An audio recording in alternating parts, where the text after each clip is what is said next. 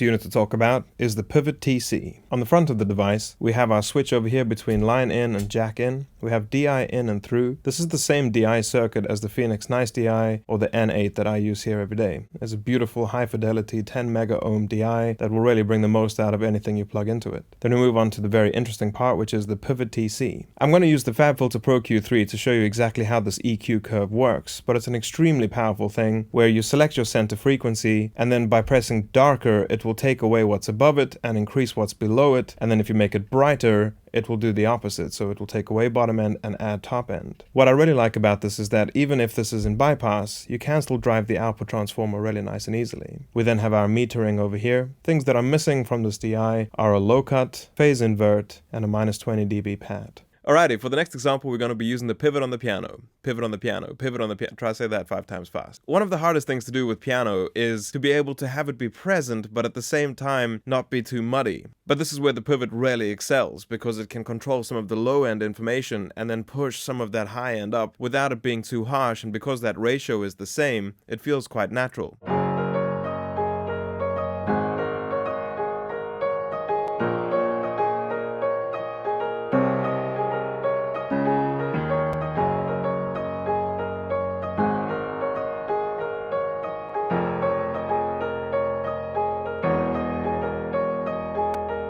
So as we can hear over there, that is really controlling some of that low-mid energy, but at the same time we're getting that beautiful upper mid-range clarity without any harshness. So now we're going to use the pivot on acoustic guitars. Once again over here, we want to control those lower mid-ranges and kind of push some of the upper end.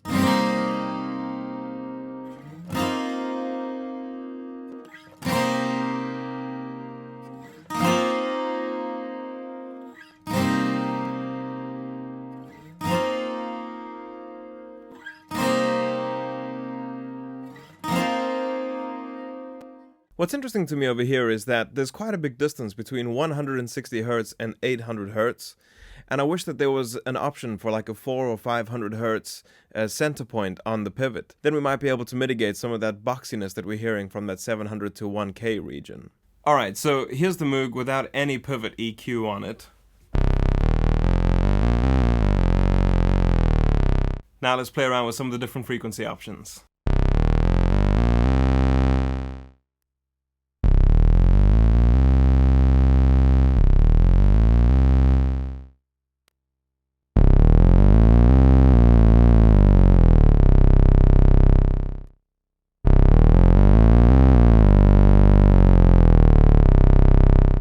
And then conversely, you can also thin it out quite a bit.